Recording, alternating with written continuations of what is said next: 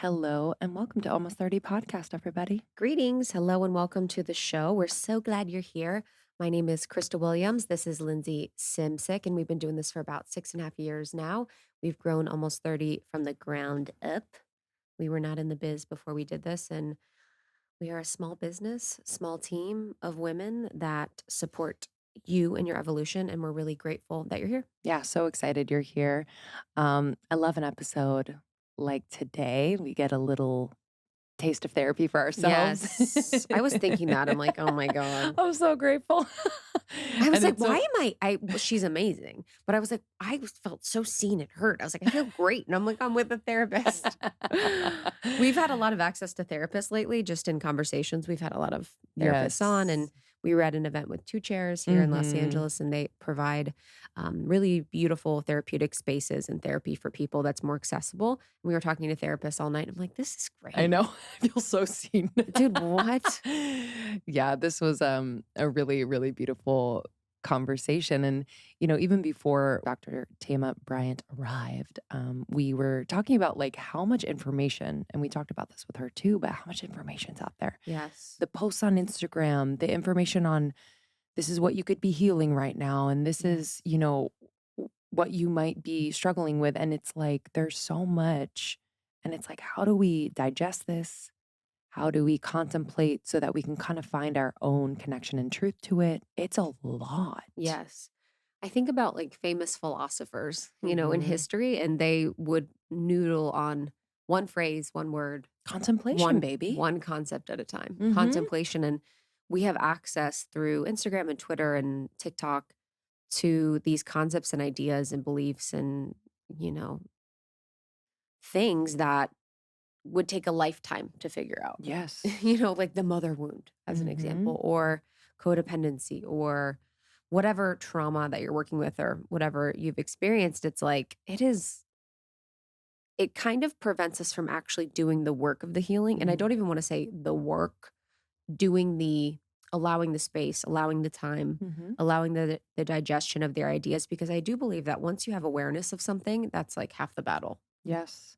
I noticed that in a small example, like when I was going to, and this is just personal to me, when I was going to therapy every single week, it Mhm. was super helpful, for the first 6 months because we really just got in and got to know each other. And I got to share like all that I needed to share and process a lot. But then I was like, oh, it's really actually important to have that space Mhm. to like live what I've been working through. So it's not so much like, okay, let me practice this every single day. It's like, no, let me go out and live Yeah. and then allow what will naturally come up, which are, these challenging moments or moments like, oh, this is the trigger moment, and then approach from that new space. And I needed that because I would come to sessions and I'm like, Yeah, Mhm. I don't know, I need a little bit more time, Yeah. if that makes sense. Yeah. 100%. Yeah, I don't know what my flow is. I think because we travel a lot, I travel, it kind of ends up being Mhm. 3 times a month or 4. I don't know, it just kinda goes in seasons, but Yeah. it's been nice that I've been able to have it and tap in for support when I need, and Yes. we're obviously huge fans of therapy, um, so highly recommend whether you do something with BetterHelp, we have a code, almost 30, or whether you find someone in your area, we highly suggest it. I just wanted to read this tweet that Dr. Thema shared just before we get started because I felt like this was such a good one. She says, when you clear things off your to-do list, release the temptation of adding more things to their place. You deserve the delicious delight of stillness. I love that. So simple. Because Delicious how delight. often? I mean, if my to-do list doesn't have things on it, who am I? I know. Who is she? I love a no to-do Oh my list. gosh, no. I'm like, the longer the better. I'm like, shave my legs, take a shower. It depends on my mood. Sometimes my mood is like, I'm so excited to go. Yeah. And then Gemini. yeah, and then sometimes I'm like, "No, no, no, give me Mhm. space." Yeah, that Gemini moon is kicking. But it's kind of weird because I have stuff on my to-do list that's been there for months, and I'm like, it just kind of, and then what your brain does actually is it sees that as 0. It's almost like with the inbox, with you Yeah, having it 2,000 recalibrates. Yeah, 2,000 don't. unread emails, it becomes your zero. And then so you have 2001, you're like, I have one email. Yeah, totally. So your brain kind of Totally. ignores things on your to-do list. But I think so many of us live and die by that. But what if it was something where we didn't have anything on that? Mhm. Who are we then and what could we do? Yes. I wanted to share a quote she said in the interview, so stay tuned. Authenticity starts with telling myself the truth. That hit me. I mean, I I was was in like, I was in bed last night and I was like, tell yourself the truth. yeah. And it was You're like, tell "You- yourself you the smell." truth. Yeah, honestly. Yeah, like tell yourself Krista the and I truth. like smell right now. We smell. We reek. Guys, it's been people are like, you're Sorry, fine. when you eat someone healthy- I need someone to tell me that I smell. When you microdose and you eat healthy, this is what happens. Yeah, it's been wild. I'm like, I don't know if it's the microdosing, to be honest, but it's just very earthy. Totally. It's like it's pungent. But the other day I had not to go off, but I was just like, oh, this is something I've never smelled before. It's like Yes. just a new iteration. It is. It's very interesting. So yeah, that was the honesty. But it is a fun thing, thinking about just going to bed, spending time with yourself Yeah. in the car in silence. How can you get honest with yourself? And what about that is scary for you? Because on that piece of the authenticity starting with you being honest with yourself, she said that it's okay to say, I know the truth, but I'm scared right now. That's a huge Mhm. thing. Because she said, everyone says, I don't know, I don't know, I don't know. So either you, us have not taken the time to get clear on what the truth is, and that needs space. Or you do know the truth, but you're scared. Yes. And I think that's so truthful and honest. Yeah, because it kind of serves both, where it's like the honesty is the most powerful. And then it also holds you, where you're like, you validate the feeling in the moment. Yes. And if you're saying this to another person, where it's like, this is the truth I know. Yeah. And it's overwhelming. Yeah. Or I'm scared. And I think that it's like a bridge, that allows the other person or people to, the opportunity to understand what's happening in the moment. I thought that was so powerful. There's going to be many moments of that in this Yes. I conversation. learned a lot in this Yes. conversation. I enjoyed it so very much. It felt very truthful. It felt very relevant. And it felt so inspiring and welcoming. Mhm. So if you enjoyed this, share it with a friend. This is a really beautiful way to support someone in your circle and Yes. community with this information, with this resource. You can also share on social. We love when you tag us at Almost 30 Podcast on Instagram. And make sure to get her book. Her new book, Homecoming, is out right now. Yes. It's really, really good. Her website is drthema.com, drthema.com. She's on Twitter as such and on Instagram. But yeah, thank you so much, Dr. Thema. And get on almost30.com. You can learn more about us. You can learn more about our courses and programs, about our membership, which is just a really special place where Krista and I just go a few layers deeper with y'all, spend quality time, lots of learning, growing, laughing in there. And we just love, love, love hanging out with our members. And camp's coming up. So make sure that you're at our free camp that we do every 6 months to celebrate membership opening. Yeah, I love camp. It's so special. We have some of the best people in the biz giving you free information and resources, and we will be celebrating so much during that time. So we love all you members. Thank you for being a part of our lives, and we love you guys for listening. We really appreciate it. Almost 30 Podcast on Instagram and on Twitter and on TikTok. We are on TikTok. We're TikToking. TikTok And almost30.com. We love you so much. Bye-bye. Bye. This episode is sponsored by BetterHelp. Listen, I know life can be really overwhelming. I know a lot of you out there are probably feeling burned out without even knowing it. Symptoms can include lack of motivation, feeling helpless or trapped, attachment fatigue, and many more. I've definitely been burned out before. I've felt really detached from people, from my life in general, from my passion, from just my vitality. I've felt just a low-level anxiousness all the time. I've felt fatigue. I feel like because my mind is just running, running, running. And so if this sounds like you, if you've ever felt burned out, if you're feeling burned out right now, I highly, highly recommend therapy. Ah, I highly recommend BetterHelp. A lot of us have busy lives. And so if therapy can be easy, virtual, and affordable, y'all, I got you. Any of the roles in your life, a parent, a sister, a friend, a boss, really anything can cause burnout. So having a therapist really can help you figure out what is causing stress in your life, help you to redefine it, and really get to the root of what is happening. I've been in therapy for 3 years and it's the best investment I've ever made, hands down.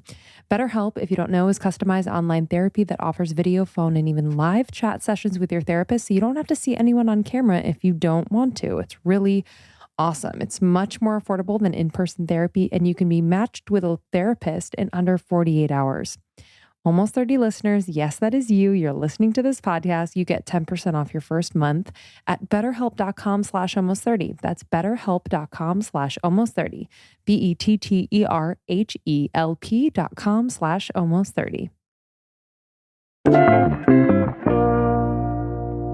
Every single day, whether I take it with cold water or I put it in my smoothie, I have athletic greens.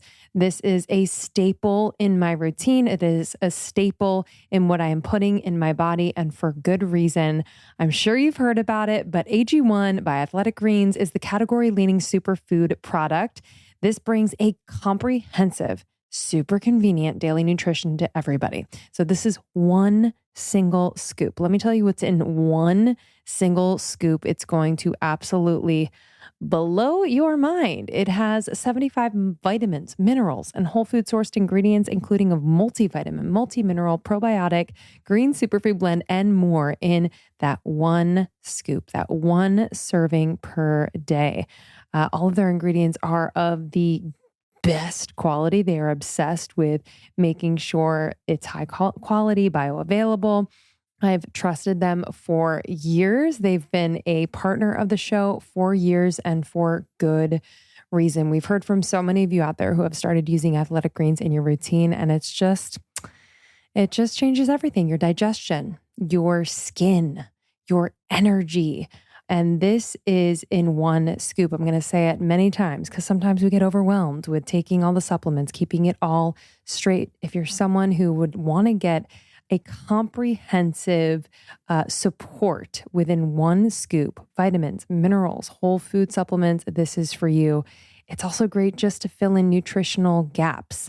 I've recommended it to many people in my life who, I feel like are wanting to, really support themselves, support a healthy lifestyle to nourish their bodies, but don't know where to start. This is a great way to start. Plus, it sets the tone for everything else you do, really sets the tone for other healthy habits. So go to athleticgreens.com/almost30. Again, athleticgreens.com/almost30 to take control of your health.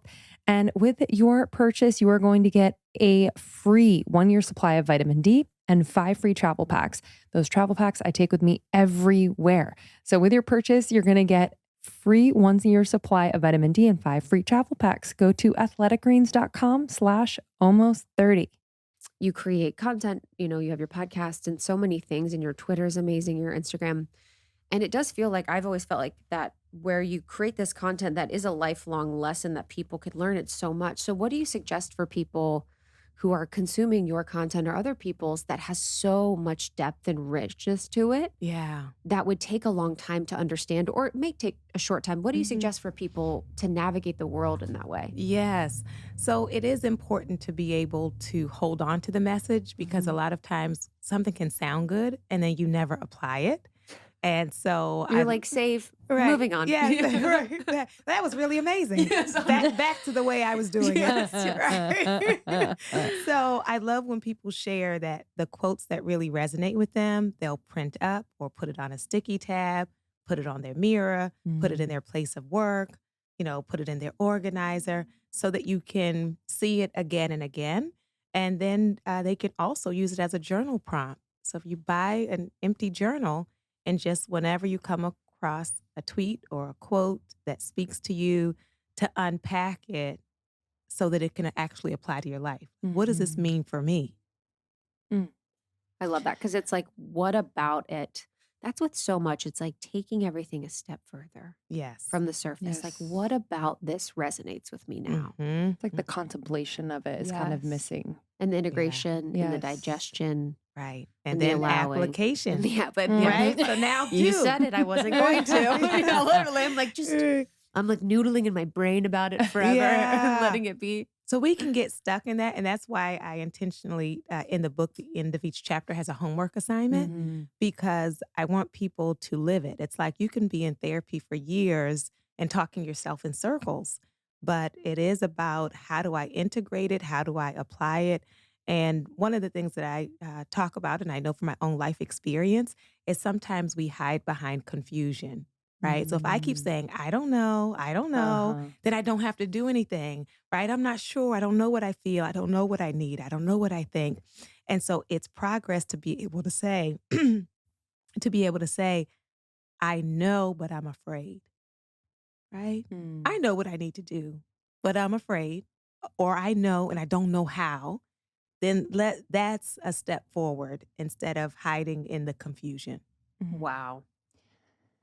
Yeah, it's really interesting to kind of bring in this now kind of Insta therapy. We were talking about this the other day, and like the constant consumption of like the nuggets Mhm. and how that also can potentially confuse us and keep us in that loop. Mm. So I'm really glad you brought that up. It made me think about, when I go to therapy, I'm like, okay, what am I gonna like talk about today? And what problem am I going to focus on? When you have your clients coming in or in group therapy, how do you kind of nurture rather than the focus on like the thing we're going to work on in therapy, Mhm. bring out the more natural and organic thing that's at the forefront of their experience? Yeah. So it is important in therapy to, we say, co-create the agenda, right? Mhm. Of what you're coming in with. So, so like kind of what comes up with you. Some people call that a check-in. But what the therapist or psychologist is doing is listening for the themes, right? Because I could come in every week and tell you a different story about my cousin, right? And some people do that, right? So, but what I'm listening for is, what is the emotion there? What is the unspoken? What does this have to do with your journey? So to learn how to connect the dots. So it is important for people to come in with an intention, but just be willing to unpack that, to Mm. build on that, and to be aware that sometimes there is a need that we have not yet acknowledged. Mhm. And so to be safe exploring that. And I want to say also, there are different approaches to therapy. And so some people want a sounding board, right? That they are looking for just a safe space where they can like unpack what happened this week or what's happening in their life. And so they love a very gentle, quiet, reflective therapist who you feel not judged by and you could say anything. And that can be very healing. And then some people, want it to be a place where they're learning. I want to get skills and give me a handout and like Mhm. how do I apply this and what are my marching orders? And then some people are open to the dance, right? Of Mhm. really the creative back and forth. And so knowing what you want is one thing, but then knowing what you need Mhm. is another. Mhm. Mhm. Yeah. It's interesting how in therapy it is such a microcosm of you and like an exploration of you. It's been fascinating. I've had times where I come in and I'm spending 15 minutes talking about whatever, avoiding the thing I need to be talking about. And it's Yes. like, okay, Yes. and it's so funny Mhm. because I think I'm not being obvious, but I'm Mhm. being so obvious. Yes. And it's so clear what's happening where it's like, Mhm. okay, and I've had times where I come in and she's like, you're interesting today. And I'm like, I fucking am. Like, what is Yes, going I am. You know what I mean? Like, I've been like I that am. too. Like, what? And I'm on one. it's such a great mirror that's a safe mirror of Yes. what's happening here and Right. what is really what you're really experiencing. Do you feel like, since in your journey in this space, are there themes that are very prominent that have come up for you that you're noticing in these now times? Yeah. So one, I love what you shared, that testimonial. We call it doorknob confessions, when people are like right before session ends, oh, I meant to tell you, I broke up with my man. Or, Yes. oh, I meant to tell you, I put my mother out. Yes. Like, wait, like in 5 minutes to go. Yes. Now that you're warmed up and you're good. Yeah. Yeah. So, that's, part of our experience, right? And so, the big themes that I'm seeing coming up now are around shame, shame and silence, secrecy, and the hunger for approval, right? And that's literally wanting likes, Mhm. right? How many likes? They like my picture. Who liked my picture? What did they say? And that for some people, that the balance of their life hanging on that.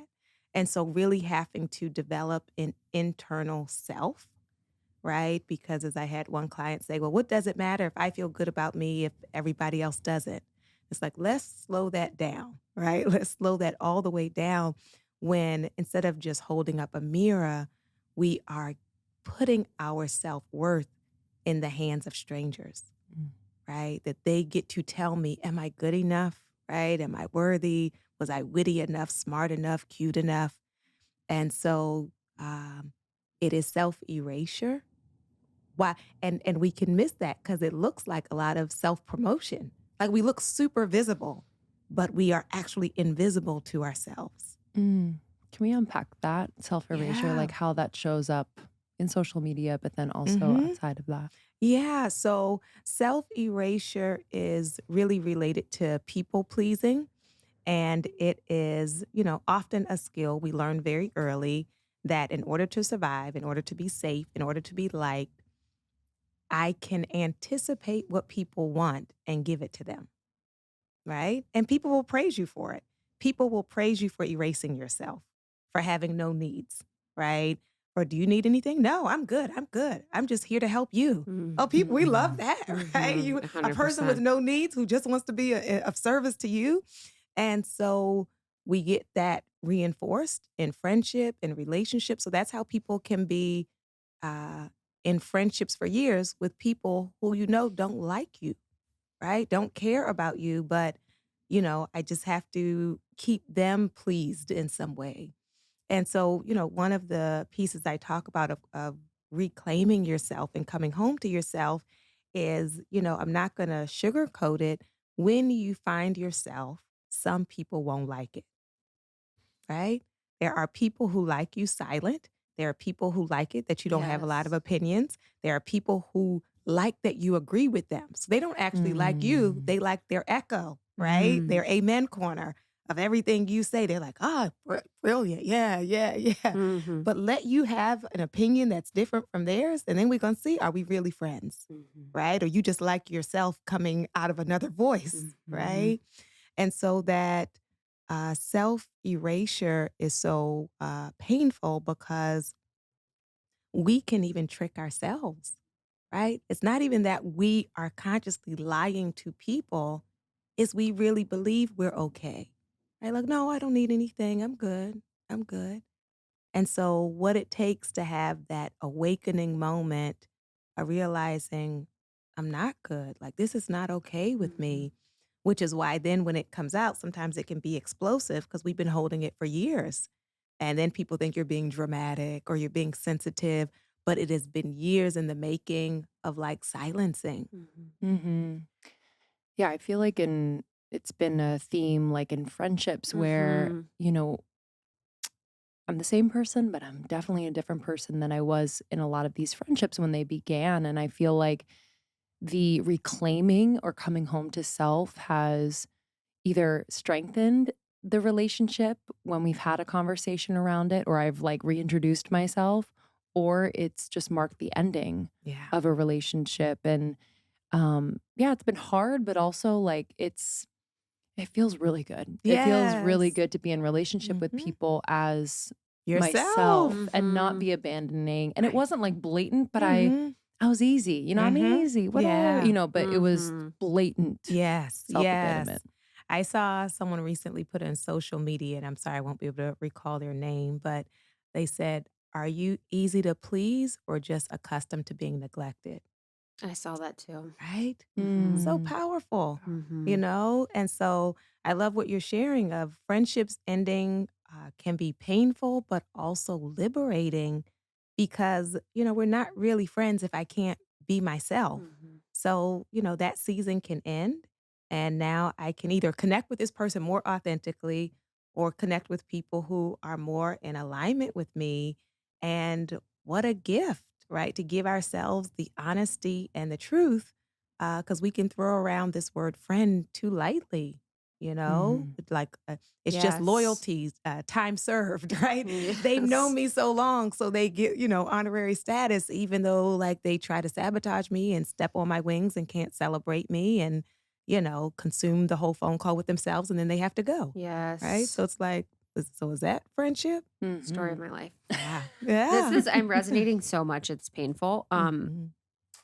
To this whole conversation and that self-abandonment, and that's the journey that I'm in right now, is the reintroduction, Yeah. because I'm someone that very much meets other people's needs. I'm very Mhm. much I love to listen, I love to learn, so Mhm. I am naturally interested, but it oftentimes is lopsided where I'm fully focused on them, and Yeah. I'm sure a lot of our community can relate to that situation. Mhm. So if you're going through that in your relationships, do you believe we should take time and reset and then reintroduce and have Mhm. an honest conversation, or what would you Mhm. believe to be the journey forward if you're noticing the patterns that you're talking Yeah. about? Yeah. I one, appreciate the transparency. And two, you're definitely not by yourself. I think many of us who are compassionate, some people say empathetic, listeners can find ourselves in that.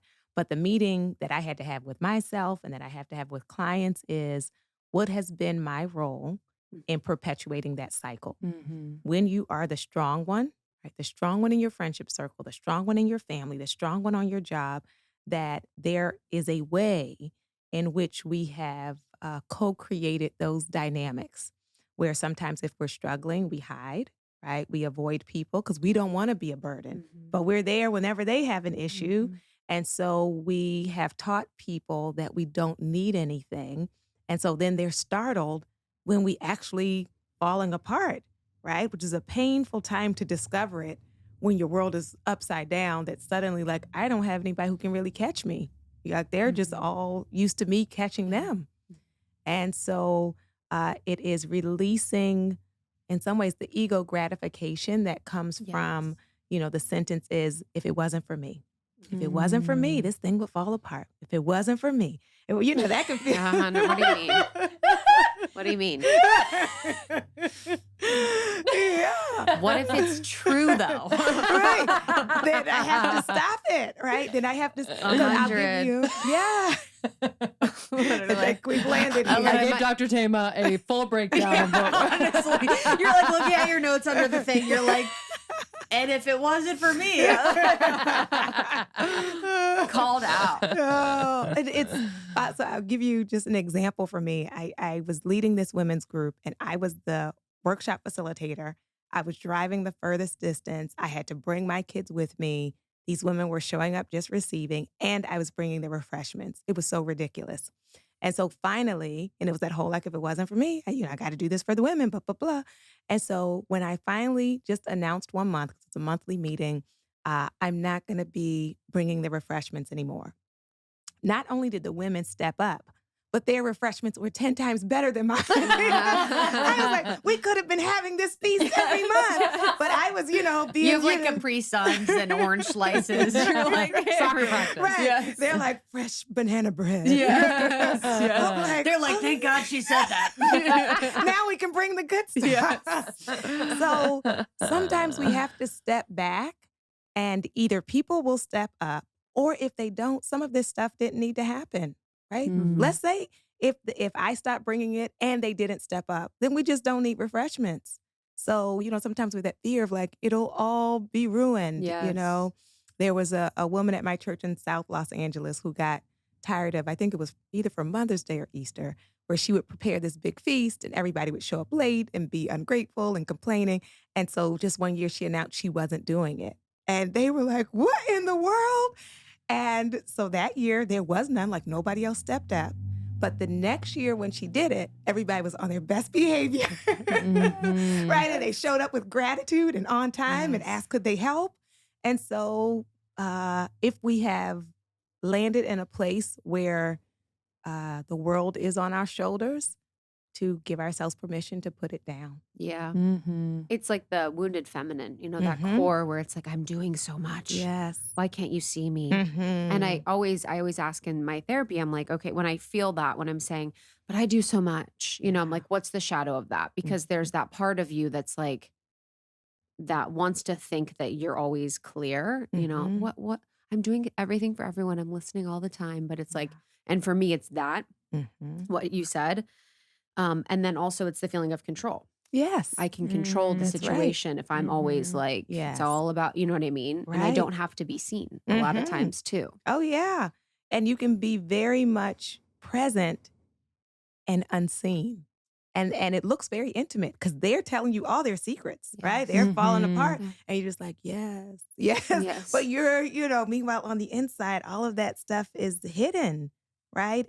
And lonely. So it is a control piece and it's a trust issue, Yes. right? Mhm. So having to heal our ability to trust. Yes. And I've been realizing it's like, when I've allowed myself to be seen and heard in a relationship where I feel like it's a little imbalanced, like Mhm. that's been the key to really dropping into the relationship. I didn't Yeah. realize that the other person really wanted to be there for me and Yes. really wanted to Yes. listen. That's right. Like, Yes. and I think I just had so much like, well, I'm the good listener and I'm Mhm. a great friend. And that's what, but it's Yeah. like, oh yeah. Mhm. I had a friend like say that blatantly to me. I feel like you're not really vulnerable with me and it's hard for me to feel connected to you. And I was like, Ah. okay. Yeah. Yeah. Wow. Thank goodness for that truth telling. Mhm. Yeah. And it is, while we're afraid of being a burden, it actually is denying people the opportunity to be a friend or to be a partner. Like we don't allow them to show up for us when we're like, I'm fine. Mm. Yes. Right. All is well. Yes. Yeah. My thing is I'm afraid to share and connect because I'm like, because I have a very specific way of feeling held in Mhm. conversation or feeling held and safe. Mhm. And it's so somatic and it's so eye contact and it's so energetic. Like I know Mhm. when someone is connecting with me from a heart space. Mhm. So it's like the fear of starting to and then not feeling held and then being like, what am I doing? Mhm. Being like, Yeah. why did I even do this? Right. So two things with that. One is This is my therapy session. Nice. that's great. That That's would be what we're great. here for. No. Homecoming. Yes, Homecoming. But the key is, as you described before, you're not the only one. Like we all Yes. kind of wrestle with these. So it's great you're saying that. Um, so one piece of it is recognizing that while we want people to read our minds, we really have to teach people what we want, Mhm. right? Because some people share and they want, emotional support. Some people want a solution, right? So if I talked, and people can't guess which one you want, right? Did you want me to hold you and be quiet, or did you want me to like give you a strategy of how I would do it if I was you? And if they get it wrong, then like we're, like you said, defeated, deflated. I knew I shouldn't have said anything, but they're just guessing until like we teach people what we want in general or what we want in the moment. And most people can shift if they know what you want. And then I will say there are family members and friends who don't have the capacity to shift. And so then I just know what I can get from them, right? That, there are going to be people in your life who are just advice givers. They can't, they don't know how to do that other than they're like, well, it was a problem. So I had to solve it. And so, right. And so I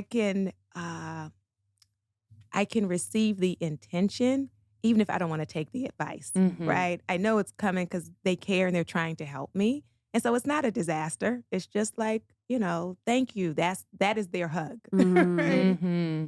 The clarity is so powerful. And it reminded me when I first started my relationship with my now fiance, I wanted him to know everything that I needed and wanted and how I wanted it delivered and communicated. And he just said to me one day, like, I'm not here to play guess and check. Like, if you need, and he's very direct. So sometimes I'm like, ow. But it was actually a really good helpful. reminder to me where he's like, please tell me. Yeah. And now he'll be like, do you want me to just listen, or do you want feedback, or do you want advice, or which is helpful It's because good. I like those choices. Yes. Yeah. Sometimes I forget to ask. But I just think that's really powerful. The It's clarity great. is kind. I love you all's communication, and it also forces us to know what we want, because sometimes we don't know. It's a good right? practice. I can't tell you what I want until I like check in with myself. Like, what was I wanting or hoping in this moment? I've been looking for a gynecologist here in the city or in Brooklyn, and immediately I went to ZocDoc. It's a free app that shows you doctors who are patient reviewed, take your insurance, and are available when you need them. I feel like when I'm searching for a doctor, for a physician, it's usually one or more of those things that are taking a long time. Usually it's like, do they take my insurance? Or are they even available for when I can go? Are they even good? And so ZocDoc covers all three bases. Okay, so you know what you're looking for in a doctor. And so there's no better way to filter through than ZocDoc. The people who created ZocDoc found the major pain points in healthcare, all the things that weren't working, and said, enough. So they made booking a great doctor surprisingly pain-free, and I will attest to it.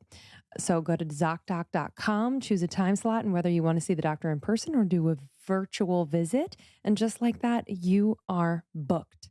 Okay, ZocDoc.com/almost30. That's ZocDoc.com/almost30, and download the ZocDoc app for free. Then start your search for a top-rated doctor today. Many are available within 24 hours. That's ZocDoc.com/almost30.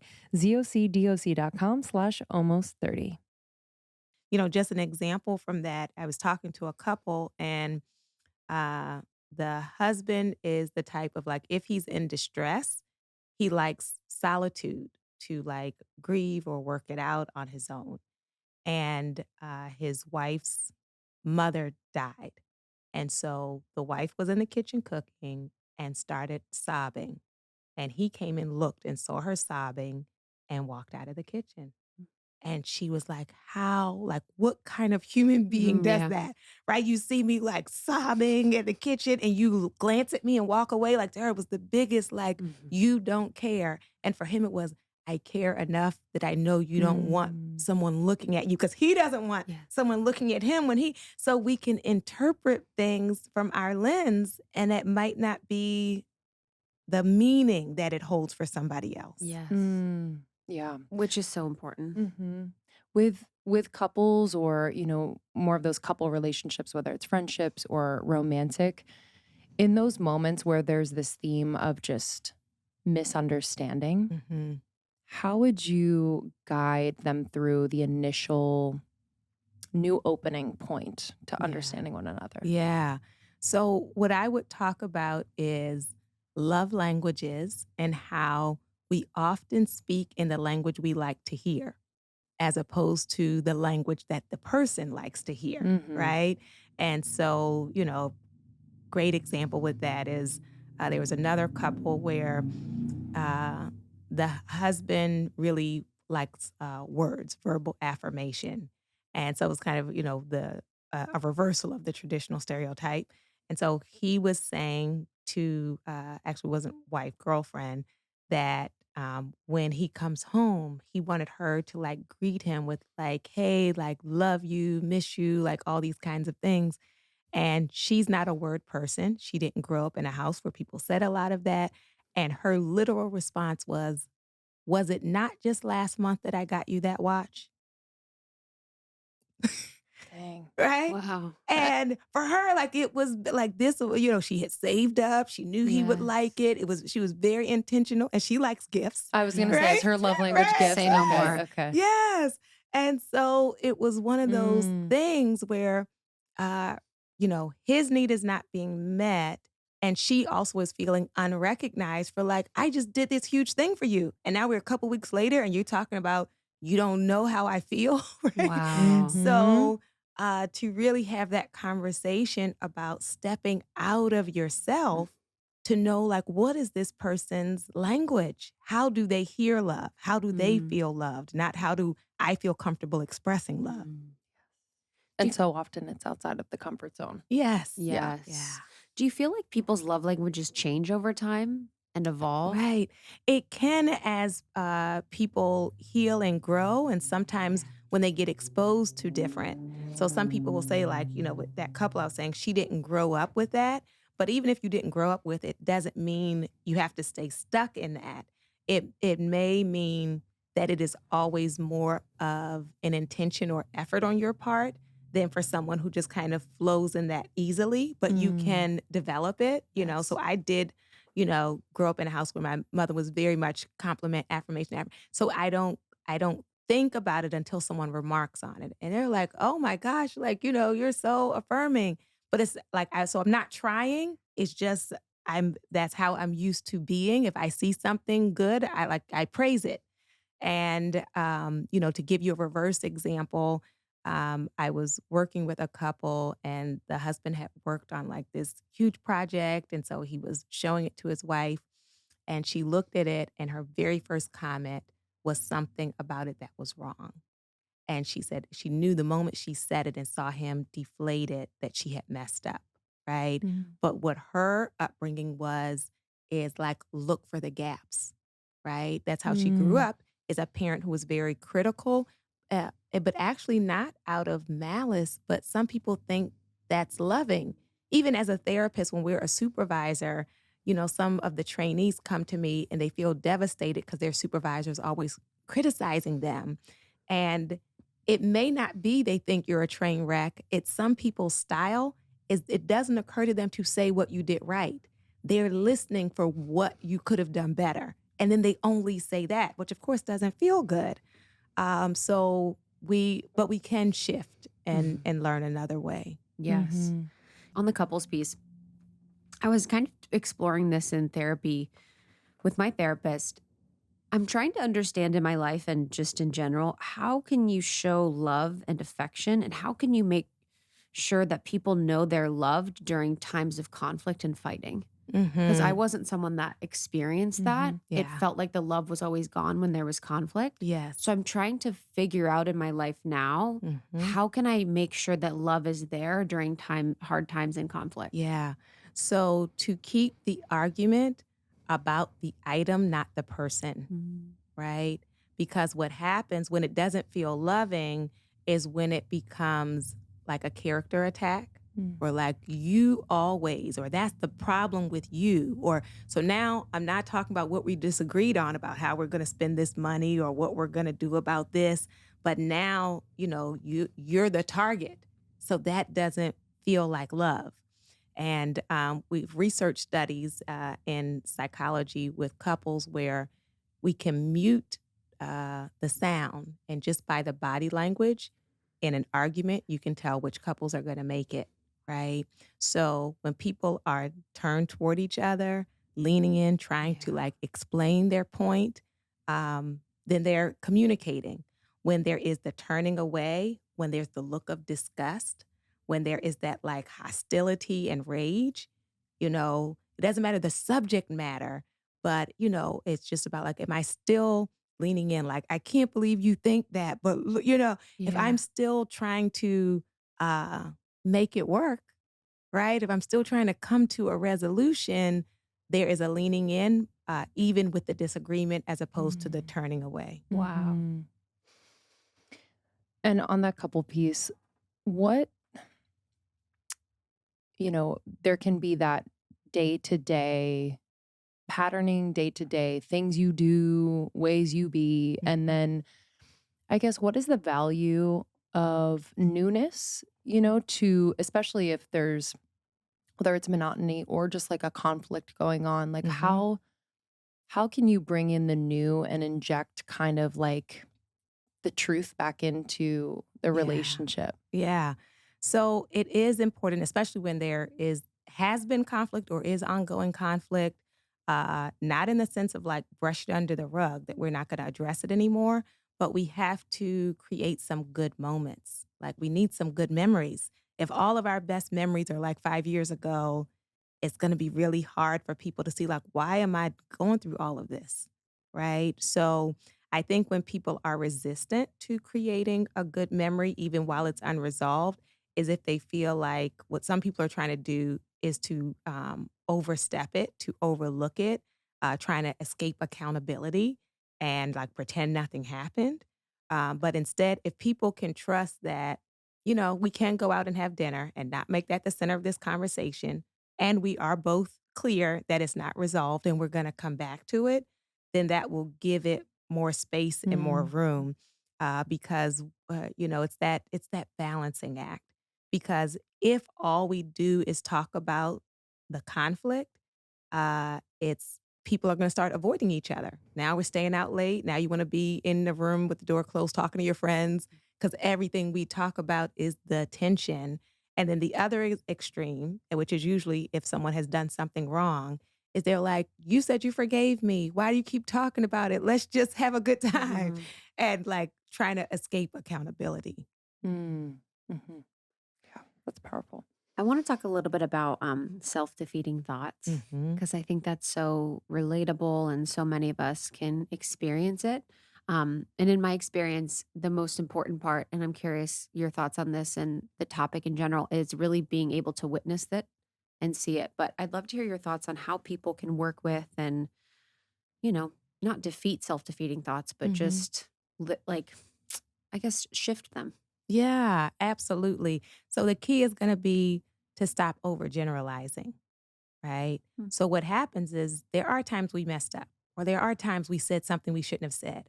But when I make it that a global thing of Mm. I'm so stupid, I'm so needy, I'm so ridiculous, I'm unattractive. That is what puts us in the mindset that that is my identity, right? So a mistake is a mistake. It's not an identity. So I'm a person who, I have made some unwise choices. And that I can own that. I can own that truth without saying I'm a disaster when it comes to relationships, or I'm a disaster at work, or I'm just not smart. And so watching how we we talk about ourselves and to ourselves. And then I would also say shifting the way we do selective attention, because when we're in that self-defeating or that depressed place, the things that stand out to us are the mistakes, and we overlook everything we did right. Yes. So we usually take our Mm. successes for granted. We're like, oh, that, because it's not hard to us, right? So it's like the Yes. things I'm good at, I'm not going to like give myself praise for, because like it wasn't to us, Mm. it wasn't a big deal. But the things I messed up on, now those are like in blaring lights and those are defining me. So to make myself pay attention to what did I get right? What did I feel good about? And even if I didn't jump from level 1 to level 10, what was the progress, right? So for example, if I'm working with someone and they find themselves like in a common pattern, was it longer before you got back into that pattern? And did you recognize it quicker? Right? And are you not making excuses about it and you're determined to get out of that pit now? That's progress. It's not just like I keep being in pits. Well, this pit is actually different, Mm. you know? Mm. I love those moments in therapy. And Mhm. it's probably a little self-serving, but it's like I love when my therapist is like this, like a year ago, Right? where Your I'm like, yeah, progress. you're right, because you could Yeah. be so in it where you're Yeah. like, I'm always working on something, Right. Yeah. and forget the progress. Yeah. I guess working on something keeps you in business in a way, but um, what would you say about that, and just having that kind of narrative online Mhm. has something to do with it as well, where people are just consumed by I have to work on this. I have to Mhm. heal this, and I'm not, taking away Mhm. from No, I know what the you importance mean. of that. But Yeah. what would you say about that? Yeah. So one, therapy should be empowering, not promoting dependency. So if like every week people just want to come for me to direct their lives, then I'm not serving them well, right? Because then it's like, what we're looking for is, you say, the progress. Or like when people come in and at least can recognize it, or I caught myself doing this and then I shifted, right? And so then it's not just like, what do I think, but like, not just what do you think, what do you know, right? What do you know? And tell me what you know. So to be able to have empowerment and growth is important, and to know new challenges come up. So it doesn't erase that you have done no quote unquote work on yourself, right? It's like different life events, getting married, having a child, starting a new job, getting a promotion. And so when people come in with a new piece, it doesn't mean they're starting from scratch. It's now like, how do we apply those skills in this way? Because another thing is sometimes people are working on issues hypothetically, right? But when they actually get That's in so the funny. event, it's very like in your mind, you're like, I'm That's ready. so true. Like, what's an example, I guess? Well, around dating. So I have Yeah. single people who, let's say, because I do a lot of work around trauma recovery. And so they came out of, abusive, dysfunctional, toxic relationships. They come in for therapy and they're like, I feel great. I'm back within myself. I'm ready. Then they get on those little apps and some foolishness happens, or they're giving people a million chances. And I'm like, well, and why do you keep calling them back? It's like, didn't they like stand you up 4 times? So that's the application, right? Or, when people are critical at work of people with power and then they get a promotion, right? So it's a different beast when you're outside of it saying what they should do. And then when you hold the keys, now how do you do that, right? So it's very That's different. huge. Yeah. That's a huge thing. Mm-hmm. Because I even feel like culturally Yes.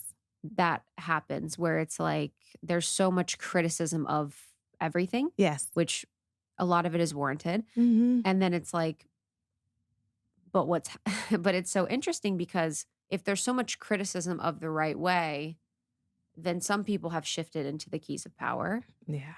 but there hasn't been a shift in the way that people have wanted. Mm-hmm. And it's just such a part of the human experience to want to shift at this level. And then when people get power, it's like they kind of sometimes do the same thing. Yes, absolutely. To be the critic, but then, can you hold on to yourself? Can you remember what it felt like in that same system when you didn't have the Yes. power? Because sometimes people will use the excuse, well, we know things that they don't know, or like, well, we can't change it because, it can be a lot of excuse making where when you're outside of that, sometimes you can have more clarity, but then being dismissed. And also sometimes people get addicted to the power, right? It's like, I want to hold on to my position. So now who am I trying to please? The powerless people or the powerful people? So all of those dynamics are real. And then back to your piece about people perpetually working on themselves, I think that's another balancing act of, can I engage in self-acceptance where I am? Not from a place of settling, but let's say even around like body image and body shame. Even if I'm saying like I'm trying to tone up or whatever, while I am in that process, can I really accept my own body? Can I see my own beauty in my current state? Or it won't be until I'm this size, right, that now I am beautiful for those like 3 months. And then, then the pounds came back. Yes. So to really say, while I am a work in progress, a work in process, that I celebrate and see and appreciate myself for where I am right now. Yeah, I love that. I think that's such a good reminder. And there's so much like weight to that, to the self-acceptance piece. And it's funny because we hear the word self-love, self-acceptance. When you really are with it, it does erase the need to always be working on the self and always be changing and always be having this list of things. And the hypothetical thing is so powerful too, because I think social media has made us understand all of these things in a way that we didn't before. where people understand mother wound, father wound, narcissism, codependency, enmeshment, all these words. Mm-hmm. And then we think by reading these quotes and captions and all these things online that we're sort of working on them, but it's becoming hypothetical. So it's almost like just this hamster wheel Yeah. of a hypothetical working, and then it's not preventing us from actually either doing the work or accepting ourselves, Mm-hmm. Yeah. for who we are. Right. That there's a lot of the jargon, right? People know what to say, or now they're trying to diagnose everybody. Yes. It's like everybody's a narcissist. Yes. Like, what? Literally. Right? It's like- I went through that tip for a little bit. I was like, oh, wow. I was like, I'm not a narcissist. Some days I would like look in the mirror. I'm like, am I the narcissist? I love it. What is that trend though? Because I do feel like everyone is a narcissist. So what do you notice happening in the world? Like with that Especially piece, with though? social media. With social Yeah. media, because there is a piece. So the reason why I think that is because I attract them, but also there's this addiction to the work. There's this addiction to the self kind of in the personal growth space where you're like, I'm working on this, I'm doing this. And it becomes so self-obsessed and so self-absorbed. Mhm. But then there is this device and experience with the online world that can provide a great place for narcissism in a small way. So I know it's a spectrum, but what do you see happening around narcissism in general? Yeah. So one is the gift of more education and awareness is it is more recognized or in the forefront of people's mind. And so the gift I think of that is previously I feel people really overlooked emotional abuse, right? So if in a relationship, whether family or dating, if it was physical, then most people would agree like that is terrible, like that shouldn't happen. Um, but the emotional piece, I think people didn't really recognize it as such. I was even doing a workshop and I was talking about intimate partner violence, and then I started talking about emotional abuse. Literally during the break, one of the men who was there came up to me, really tearful, and said, "I just called my wife and apologized. I've done all of those things. I didn't know I was abusive, Mm. you know." And so I think there is this idea of like cheating is bad, hitting people is bad, but like all this other, manipulation or belittling or all of it just wasn't seen. But as you said, like it's a continuum. So now if anybody overlooks someone or if anyone is arrogant, then we're, saying like it's a diagnosis, right? Mhm. So it is it's that a piece of like a little bit of knowledge Yes, can yes. become very dangerous. Yes, Mhm. in the wrong hands. Yeah. I wanted to talk about this intersection, and I've experienced it with my therapist. This intersection between therapy and spirituality, Mhm.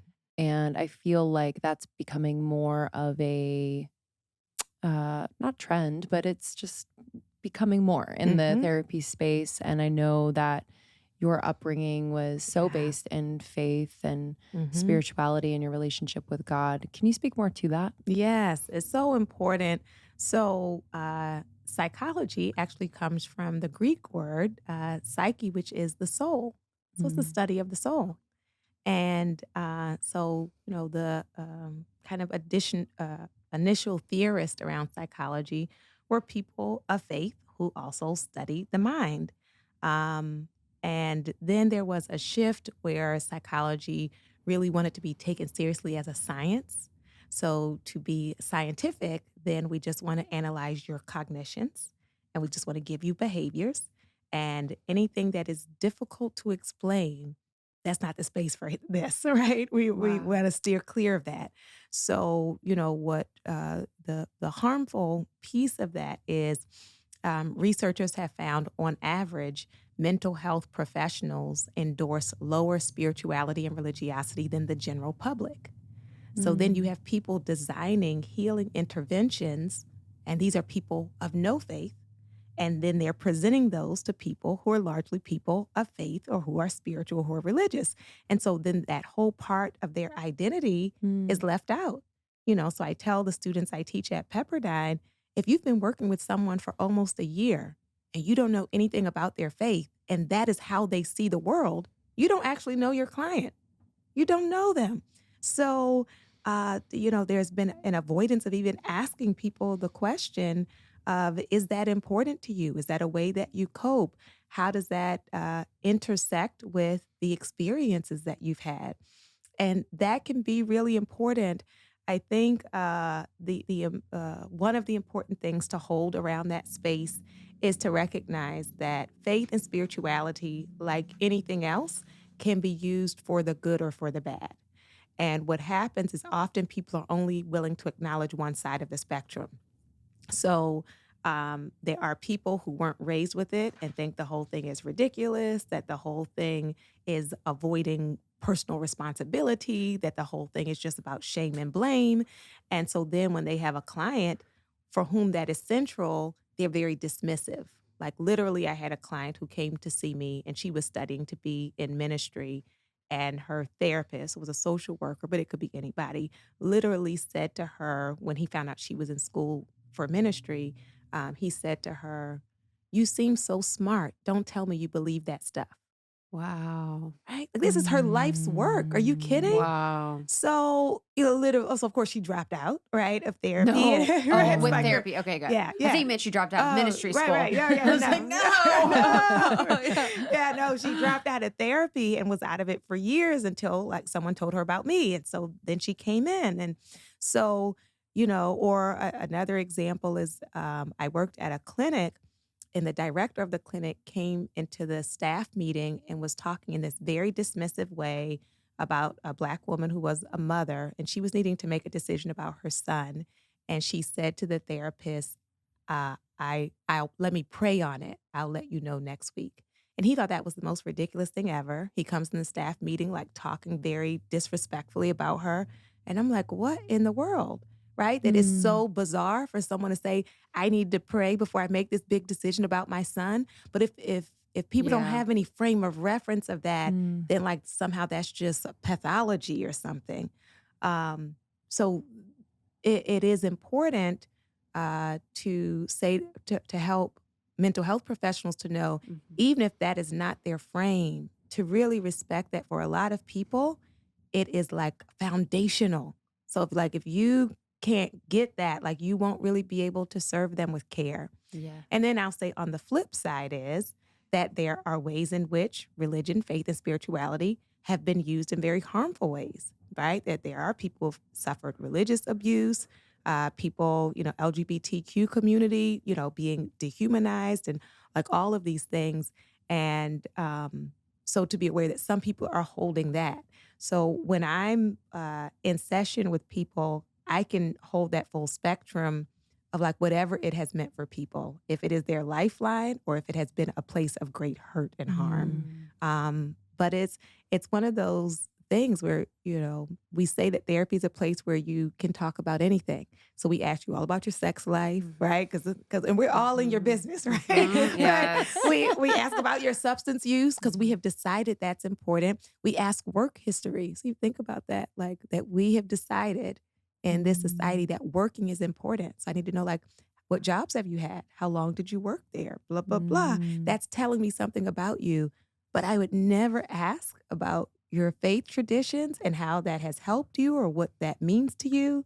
So it is great that there is much more dialogue and awareness that people are holistic beings for whatever that means to them. For some of them, it will take the form of religion.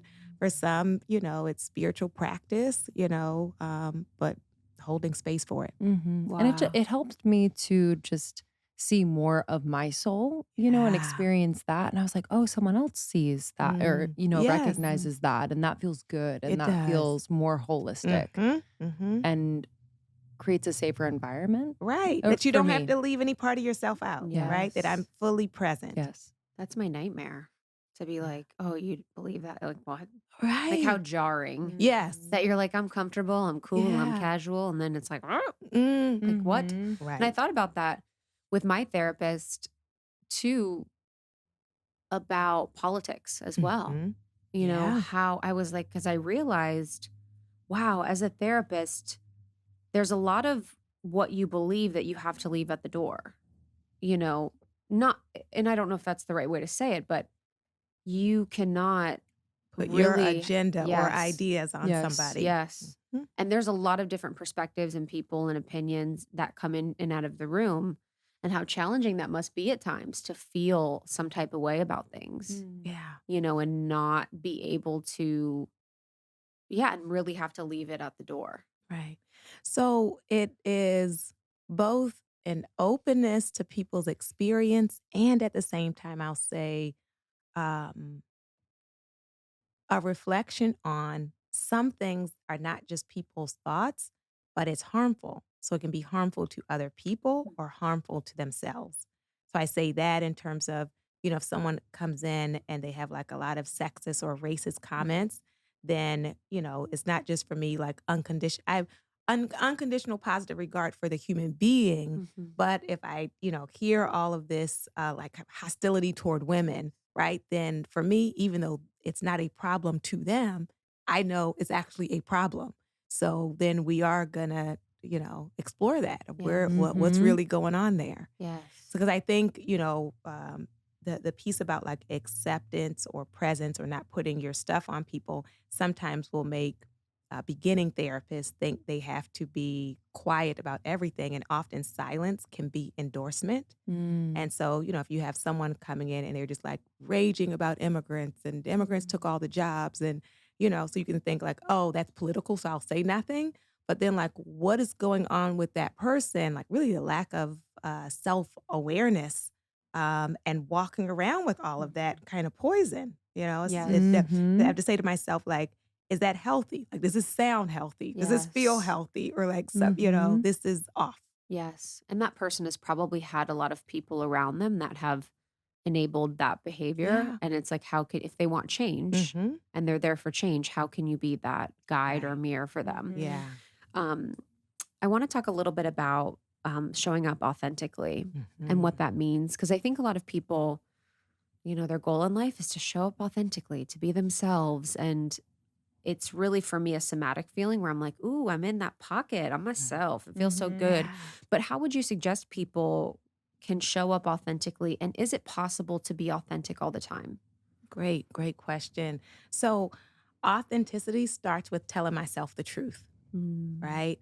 And so that includes emotional intelligence Mhm. to actually know what I feel, right? Yes. Because sometimes, for example, in therapy, people are visibly hot. But when I say, oh, so that made you angry, I'm not mad. I don't care. And, it's usually we think about that with teenagers. Like, it doesn't matter to me. Yes, Right? 100%. Dude, that's the I can't wait. Yeah. Oh, I'm like, God. I think you're mad. I'm like, all the signs are showing me. So, to be authentic, I have to tell myself the truth about like, am I disappointed? Am I embarrassed? Am I hurt? Am I humiliated? So, telling myself the truth and then living from that place of truth. And as you develop it, you can catch it quicker, right? So if I'm in it, let's say I walk into a space and I feel myself shift, right? So let me check in with myself about like, oh, why am I doing that? What am I seeing? What am I feeling? And how can I show up more as me in the moment? Um, and let me say that sometimes quiet is authentic.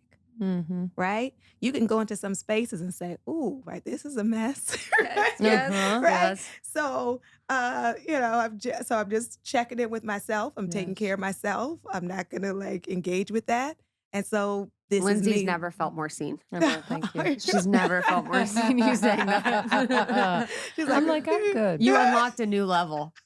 I'm like, you're weirded out by me being quiet. It's a very distinct choice. Yes. Honesty. Right? It's like, nope, I don't want to play. I don't want to do this. I love that. Yeah. Yeah, authenticity starts with telling yourself the truth. Yeah, I think just on that piece of truth telling and using our voices more. I think especially as women that feels like a personal theme. It also feels like a collective theme. And I think especially for women, based on history, there hasn't always been spaces, places, support Yeah. for us to be able to do so. So what would you say to someone who is feeling stifled, feeling like they can't express themselves clearly or powerfully or just truthfully, Mm-hmm.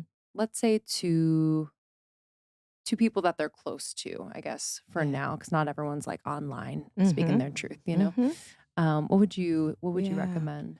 And I love you bringing up the gender piece. So in feminist psychology or womanist psychology is like Black women's psychology, Mujerista psychology is from Latinas.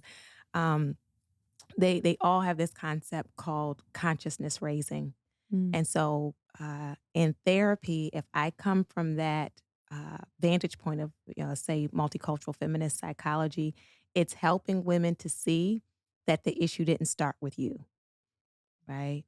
Because if we do that cookie cutter psychology, then it's just like your issue, right? For some reason, you don't have your voice. For some reason, you're being silent. So then people can internalize that and just think like, I'm just broken. I'm just defective. Versus, of course, you have difficulty using your voice. Like from preschool, we get these messages of being seen and not heard, of being cute and silent.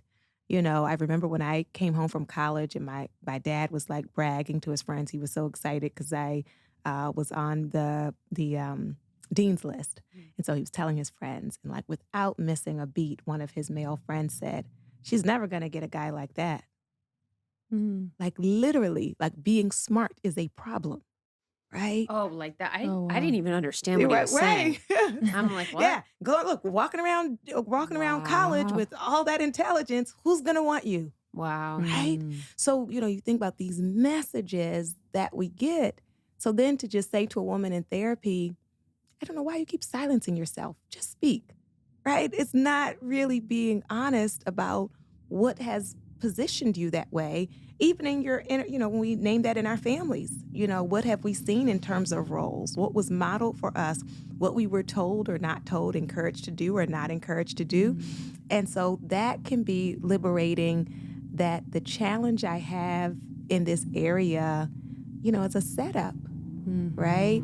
And so so the consciousness raising and then empowerment to, in therapy, we can do the role playing or like with friends to practice. Sometimes you need to practice, right? Because, you said even if your voice is shaking, still say it, right? You're trembling under the table, but I'm just going to say it, And sometimes when people are just getting used to speaking, when they're speaking their truth, they can get tearful. That's me. Yeah, right? But it's like, but I'm going to say it, tears are flowing, but I'm getting it out. And then the more you do it, the more comfortable it becomes, the more you can feel good about it. And so that's the journey. Yeah, it's a practice. Let's talk about the book. All right. Yes. Homecoming. The It's cover's so beautiful. It Ah. just looks incredible. Pulls you Tell right us in. more about your journey writing the book. Yes. So homecoming is really about coming back to your authentic self because stress and trauma disconnects us, right? It puts us in survival mode. It puts us in that self-erasure. It makes us unaware even of, it can disrupt our sense of who we are, right? It's like, I know who I was before this, but like now, what does that mean? Who am I in the aftermath of that? And so I really wanted to give the information in a way that anybody could access it. And so, first I started, putting the quotes in social media and, people gravitated to that, but then they always want to ask me questions. But what does that mean? Or how can you do that? So then I started the podcast, which is like 30-minute episodes. And then people still emailing questions. So I'm like, let's do the book. Let's do the book. All right, everyone, no more. Right. But more information. Yes. So, really, knowledge is power, and not wanting psychology to just be something for the elite, right? Yes. It's like a lot of times we do research and we publish it in articles that the public can't access. Like unless you work at a university, you can never see, and even if you could see them, they're written in a way most people wouldn't understand. So trying to like translate it and share the information so that everybody can have it. So beautiful. Thank you. It's I one can't of these wait. books you'll have by your bedside and just be Yes. able to kind of open as for the messages. But this has been so fun Yeah. and just A thought provoking delight. and a therapy session. So thank you. We'll Yes. Venmo you. And I love talking to therapists because you're just I like, I feel know. like that was a great question I asked. You know what I mean? You feel good. You're like, we're having a great time because they're so affirming. And like, No, Truly. I really enjoyed speaking with you Oh. both. The questions were great, and I think it will be helpful for a lot of people. yeah. I'm Yeah. seeing, so my fiance has quoted you hundreds of times in his newsletter. And I'm like, this is going to be newsletter worthy Yeah. for many, many months to Yes. come. So Oh, this is Finally. beautiful. Thank you. So the book Homecoming is out. Mhm. You guys can get it. And then we will link everything in the show notes and everything else. All right, guys. Oh. We love you. Thank you. Thank you. Thank you so much, Dr. Thema. That was so beautiful. Again, the book is Homecoming. It is out now. And thank you to our sponsors for this episode. You can find all of the amazing discounts in our show notes, as well as on almost30.com, in addition to our other partners, just bringing you brands and products that are conscious, that are just helping you to feel your best. And Krista and I have vetted them all for you. Thank you for listening to Almost 30. We are here every single week, twice a week. So make sure you're subscribed so you get all of the episodes in your inbox. And if you're called to write a review, that means a lot to us. Yeah, we love you so much. We will see you on the next one. Bye.